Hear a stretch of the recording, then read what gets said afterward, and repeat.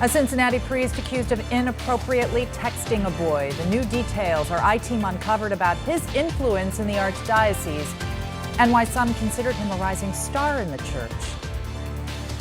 Our tax plan also created nearly 9,000 opportunity zones, hottest thing going. While on his campaign stop here in Cincinnati, the president talking about the creation of opportunity zones. Tonight, 9 on your side, listen to what this could mean for Cincinnati.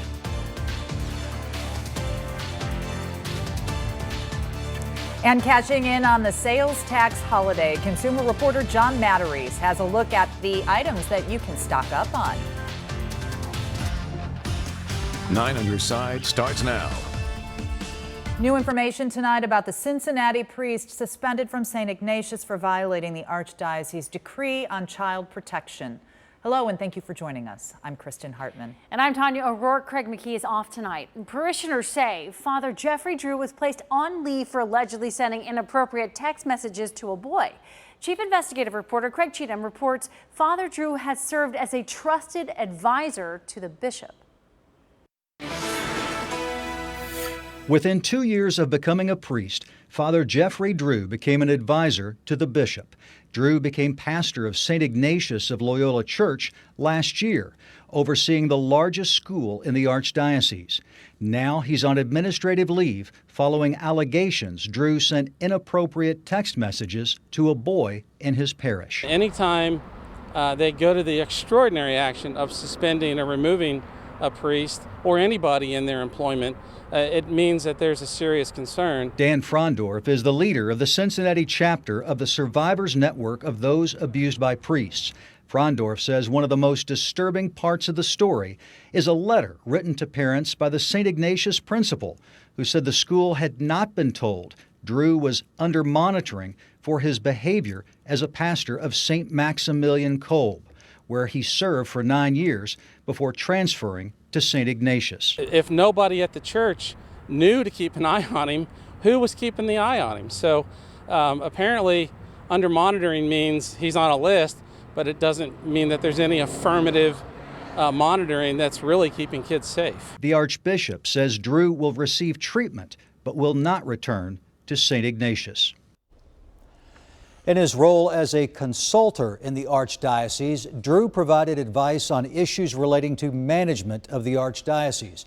The I-team has also learned that before Father Drew became a priest, he served as the assistant band director and music teacher at Elder High School from 1983 to 1990. He was the director of liturgy and music at St. Jude the Apostle Church for 15 years. Thank you, Craig. Investigators give an update on an officer-involved shooting in Westwood. Green Township Police say Robert Schneider is still in critical condition. Officers say he robbed a Marathon store on Cheviot Road Wednesday before taking off in a stolen car, then leading police on a short chase. 2 officers, one with the Green Township Police Department and one with the Cheviot Police Department, fired shots at Schneider after police say he refused to drop his handgun. He was struck 3 times. The case has been turned over to the Hamilton County Sheriff's Office. Police will not name the officers involved until the investigation is complete. The suspect in a quadruple homicide in Westchester has been indicted for murder. 9 on your side's cameras were rolling as Capri Singh arrived at the Butler County Jail early this morning. He was arrested in Connecticut while attending a wedding and was escorted back to Ohio. Singh is accused of killing his wife, her parents, and her aunt back in April, then calling 911 to report the crime. According to court documents, he could face the death penalty if convicted. Police arrest a man in connection to a woman found dead in an apartment. Elijah Roberts is in custody, charged with murder. He's accused of causing the death of 52-year-old Tracy Epperson. Her body was found in an East Tower Drive apartment yesterday afternoon during a welfare check. And police say it appears she died from homicidal violence. Roberts is in an Indiana jail pending extradition. Happening right now, police are looking for the person who shot and killed a man in Westwood last night. The victim has been identified as 24-year-old Ricky Jackson Jr. Anyone with information, call Crime Stoppers. That's 513-352-3040. Boosting the economy in low-income neighborhoods. It is something President Donald Trump says he is helping to do with the creation of something called opportunity zones. The designation comes from Trump's 2017 Tax Cuts and Jobs Act. And as 9 on Your Side's Mariel Carbone explains, it's something he hit on during his rally here last night. Well, President Donald Trump hitting on a lot of different points here last night, but one of them that's gaining traction here in Cincinnati is a tax incentive aimed at getting economic development in low-income areas.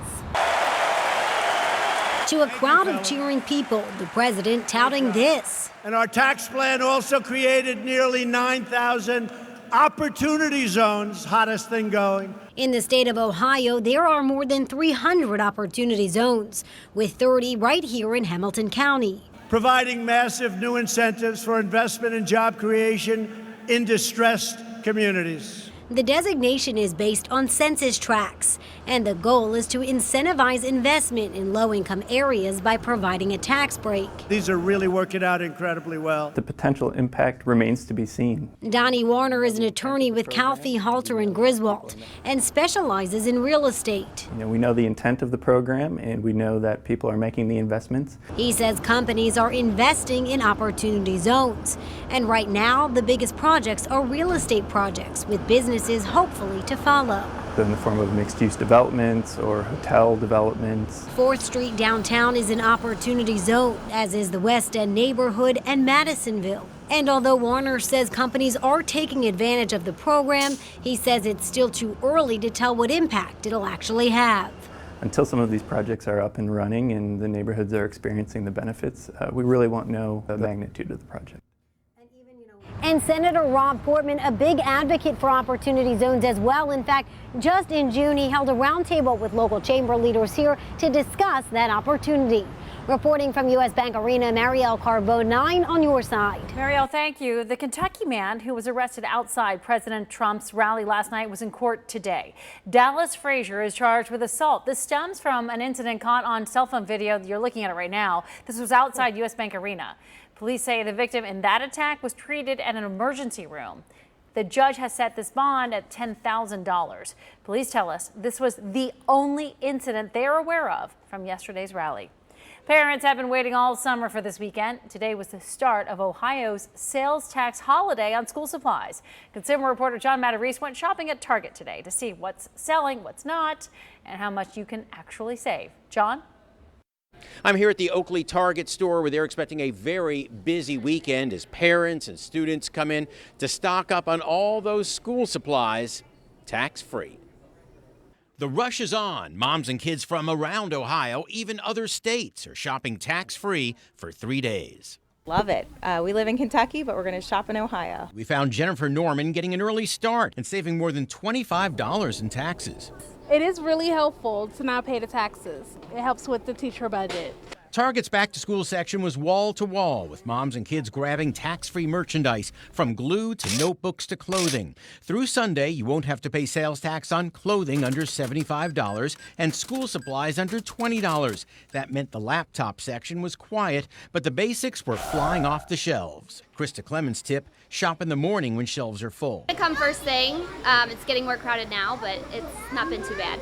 But stores are ready. Both Target and Walmart tell us they plan to restock each night and have extra checkout clerks working to keep the shoppers stressed down. Oh yeah, absolutely. All weekend long, we'll have plenty of people here.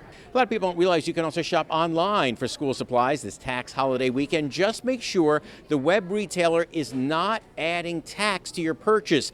They shouldn't do that if you have an Ohio address.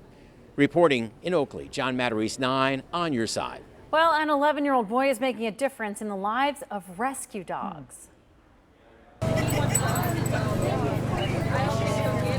Austin Testa from Florida created Every Bark Counts. He's working to raise $100,000 nationwide to help fill wish lists for animal shelters. Today he made a stop here in Cincinnati, hoping to help animals in need here. Animals just get abused and nobody treats them nice, so someone has to help them. And like my saying, animals can't speak for themselves, so someone has to help them. So far, Austin has raised $65,000 for the cause. Way to go. If you'd like to contribute, just head to GoFundMe.com and you can find him under Every Bark Counts. What a good kid. Yeah, wow. nice. It is a little more than a year after a tri-state stuntman and dancer almost died while trying to flip over a moving car. He's opening up now about his recovery and his regrets. 9 on your side's Tamika Artis joins us from Florence, Kentucky, where Dre Newsom's life was changed forever. July 28, 2018, and this parking lot is where Dre Newsom's life changed forever. The video of the accident is so graphic, he tells me he waited an entire year to watch it because he wanted to focus on getting better. My heart is beating like super fast right now. Dre Newsom shared his reaction on YouTube to watching the stunt that nearly killed him for the very first time. Ooh. God. Oh my God. And he still can't believe he's alive to tell his story. I remember saying I'm ready, and then I remember walking up to the car as it was coming at me, and then I black out. I'm in the hospital. All my family and friends are praying for me. That was then. Shattered leg in 6 pieces, brain damage, concussion, broken finger, broken vertebrae. And this is now, after 5 months of being bedridden and a year in therapy. Not only is he surviving, he's thriving. I took my first steps in April. I've now added jump roping, heavy weightlifting, swimming. Definitely stronger mentally, physically, and spiritually throughout this process. Always active in dance and sports, he tells me he had successfully performed that same stunt nearly a dozen times before. He was taping for a possible job the day that something went wrong. Timing issue. Me and my driver had bad timing. His one regret is for the friends who witnessed the accident that night. Those are my friends, and for me to have passed away during that accident would have been so hard on them, and I just regret putting them in that place. Dre spends most of his time now teaching young people, motivating them to dream big and stay focused. He says having a strong will is why he considers himself a walking miracle today. In Florence, I'm Tamika Artis, 9 on your side. Preparing for the upcoming school year. Next at 5, the work hundreds of volunteers are doing to get a local high school ready and what it means to the community. A Westchester boy knew he wanted to be an actor. Now that dream is coming true. Next at 5, 9 on your side sits down with this teen who is starring in a Netflix original. Steve. We're in the 5 o'clock hour, and that means Geta Fest has officially begun for the weekend. I've got the full forecast for you, and we're going to find out a little history of Geta. The guy who and the family that started it all give us his little background on this. It's all coming up next. You're watching 9 on your side at 5. At an early age, Westchester native Lance Alexander knew he wanted to be an actor. Well, you know, you know. Well, on Saturday, the 14-year-old will celebrate making his dream a reality with a special screening of the new Netflix series he appears in. Here's 9 on your side's entertainment reporter, Brian Maines.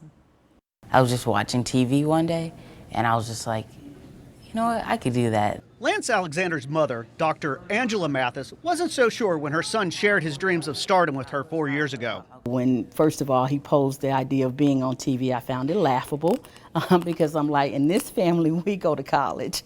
This week, the Mathis family traveled from their new home in Los Angeles to their hometown of Westchester to celebrate 14-year-old Lance's biggest TV series appearance to date. On Saturday, family, friends, and Lance's former Union Elementary School classmates will gather at the school to watch Family Reunion, a new 20-episode sitcom that started streaming on Netflix July 10th. I'm a little biased, but I think Lance's character of Elvis is kind of the scene stealer when he's on there. Ben Brown, who was the principal when Lance attended Union, described watching Lance on the series for the first time a few weeks ago as surreal. I'm a friend of your family. During lunch, we would allow students to perform and kind of not only showcase their talents, but gets them that experience of performing in front of 150 of their peers. And Lance took part of that.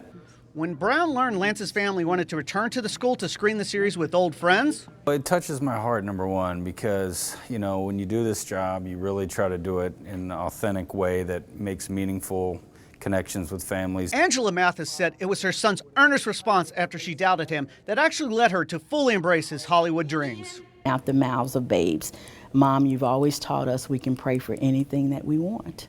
anything. The viewing party at Union Elementary School in Westchester will begin Saturday afternoon. Entertainment reporter Brian Maines, 9 on your side. Well, how cool is that? And you know what? This is pretty cool too. As Dater High School students prepare to return to school, hundreds of volunteers are working diligently to improve their learning space. It's Transformation Day at the high school. More than 160 Fidelity Investments volunteers were hard at work building greenhouses and traveling classroom carts, as well as enhancing the landscape.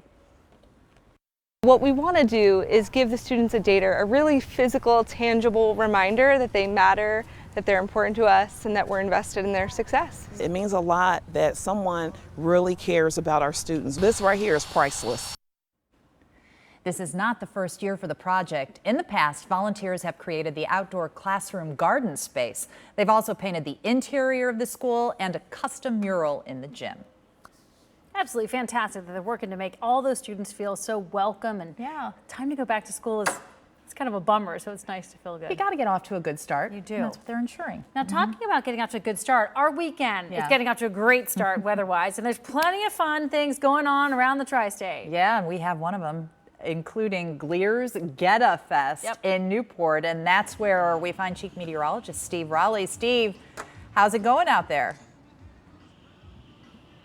I tell you, it's fantastic because the sun's behind a cloud.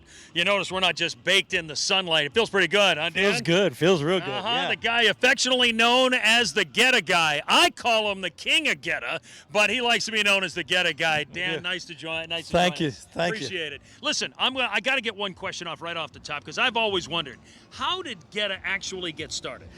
Geta was a German food, but not known by that name. It's Grützwurst in Germany. All right. And it's a series of sausages, peasant food. So they took the trimmings off of the animals, mixed them in with a grain, and that formed Geta. And Geta's a Cincinnati thing. Yeah, that's for doggone sure. That's right. And that was all around, what, 1850s, 1860s? Yeah, or so? middle 1800s. Yeah, around there. Okay. All right. Well, we'll get a little bit more in here with Dan in a second, but let's get to your forecast and show you what's going on. We'll show you some temperatures here where at the moment it's 87 degrees here in Newport at the Geta Fest. And as for the rest of the tri-state, temperature's right around there. We're not seeing any rain on our 9 first warning Doppler. So we're going to continue to see partly cloudy skies, which actually makes for a much better evening. I got to say overall, just as we start looking at future view here, we look at the temperatures then, and as we look at things around the tri-state, there we go, there's future view, thank you very much. And as we look at it, we've got ourselves generally more of this nice summer weather going into the weekend, and very little change, quite frankly, except for this. It looks like it's going to be, well, even more dry going into the weekend. We've had a little disturbance in the last few afternoons, including today. There's still a chance of a pop-up shower, but for the weekend, I don't see it. I see it just as mostly sunny for Saturday and Sunday, and we'll roll right through it into next week, in fact, until about mid-next week when we end up seeing a significant chance for some rain about Wednesday or so. So, with that said, let's look at your forecast. It's about that simple. For tonight, partly cloudy skies. Temperatures are going to be in the 80s for the next couple of hours, and then we'll drop into the mid-60s as I have there, 66 in Cincinnati overnight. And then for tomorrow, no big changes. Your Saturday then, mostly sunny, and we'll have 87 degrees. Now, your 7-day forecast then, so you can take a look at this very nice summer weekend coming up, first weekend in August. And our Geta Fest weekend shows that it's going to be delightful to come out here. Tens of thousands will be down here. Dan was telling me this is the third largest festival in Cincinnati, and it's not a surprise. That's for doggone sure. As we come back here to the riverbanks of Newport, taking a look at the big old Geta blow up, and Dan next to me. So Dan, I think everybody knows you guys are really the kings of Geta. How did you get involved with it though? Who started? Was it your dad? My dad started the Geta. Yes, okay. He grew up in a meat family. Started 12 years old. Yeah. Was drafted into the service in World War II. Came back, bought a little sausage factory and a retail store in front. And started the Geta there. As they say is history, huh? This is number 19 Geta Fest, so come on down. Wow, yeah, and it goes all weekend long. And let me just ask you, how much Geta do you produce a year? I'm curious. Oh my, about 1.5 million pounds.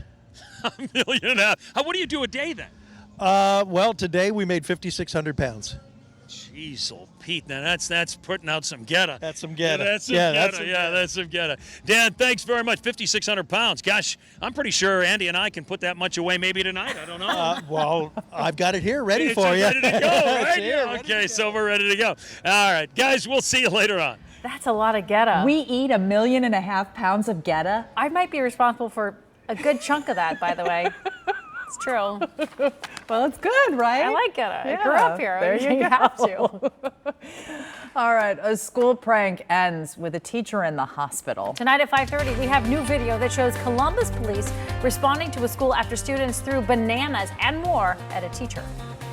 And making virtual doctor visits more affordable. Next at 5, why Ohio families will soon be paying a lower out-of-pocket cost.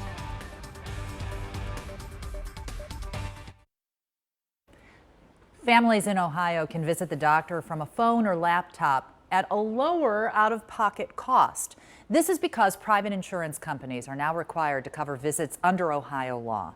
The change happened after Governor Mike DeWine signed the budget bill allowing telehealth coverage, which covers about 1/4 of Ohioans with private insurance. Until law-guaranteed insurance payments, experts say patients and doctors alike were reluctant